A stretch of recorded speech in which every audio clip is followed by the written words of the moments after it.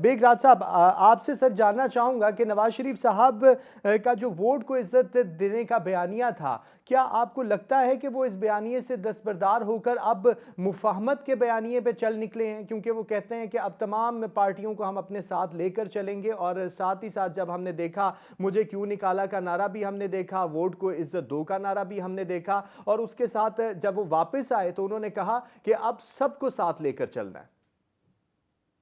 अच्छा, एक तो ये है कि बयानिया इसलिए नहीं होता कि वो सारी जिंदगी बयानिया जारी रहे। हम्म। जब बयानिया का मफहूम पूरा हो जाए तो फिर आगे बढ़ना चाहिए।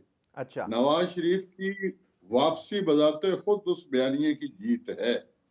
ये जब वो वापस आ गए हैं और यहाँ आकर वो इलेक्शन कैंपेन जो है वो चला रहे हैं, और वो मीटिंग्स कर रहे हैं मुस्लिम लीग नून की, और वो सियासी पार्टियों से इंटरेक्शन कर रहे हैं, तो इसका मतलब ये है कि उनके बयानिया जीत गया। अब इस मुल्क को उस बयानिए से आगे बढ़ना है, और वो है टारगेट सबका, तमाम अदारों का और सियासी पार्टियों का। वो है पाकिस्तान का मुआशी इस्तेहकाम। हम्म। और मुआशी इस्तेहकाम के लिए जो जो पार्टी जितना जितना काम करेगी, उसे अवाम में उतनी ही पजीराई हासिल होगी।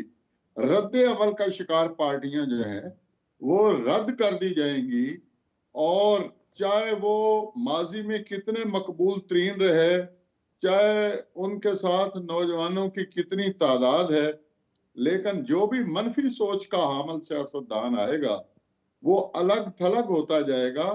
इस वक्त ये जो सियासत की जो डगर है वो तय हो चुकी है, हम्म। और सियासत का हदफ तय हो चुका है हम्म।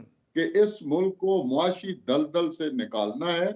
और मियां मोहम्मद नवाज शरीफ ने यही बयानिया जो है वो दिया है कि अब जो है वो आगे बढ़ने की जरूरत है, सबको साथ मिलाकर चलने की जरूरत है, ताकि खुशहाली जो है वो मंजिल तय कर ली जाए। और उन्होंने दोबारा अपना नारा वो दोहराया है, हम्म। अगरचे वो एक ख्वाब है कि हम पाकिस्तान को एशियन टाइगर बनाएंगे। और इसके लिए अभी हमारे दोस्त जो हैं सिद्दीकी साहेब, वो उन्होंने एक पार्टी का एजेंडा पेश किया, पूरा उनका हक है, आप जाहिर है उन्हें बुलाया हुआ है। लेकिन मैं कहता हूं कि जनाब इमरान खान साहब जो हैं उनकी पॉपुलैरिटी है, उनके बकौल तो बहुत ज्यादा है, और वो बाज लोग तो कहते हैं जी 98% नौजवान उनके साथ हैं। तो वो जो 90-92 में पैदा हुए थे, अब वो नौजवान तो रह नहीं है। खैर, वो भी मेरी तरह अब उम्र के इस हिस्से में है जहाँ काफी संजीदगी से सोचना पड़ता है। यही वजह है कि हमने देख लिया कि उनकी गिरफ्तारी पर कितने नौजवान जो है वो सड़कों पर आए हैं, और यहाँ गोली नहीं चली, किसी का खून आपके इस नहीं जुमले बहा के बाद गया। मुझे ये लग रहा है कि मैं भी बुजुर्गी वाले पैटर्न में जा चुका हूँ। नहीं, अब आप अगर आप देखें जी, अगर आप दावा करें कि आप टीन एजर हैं, तो वो तो बिल्कुल ही मेरा ख्याल है ऐसे ही हथेली पर सरसों जमाने वाली बात होगी।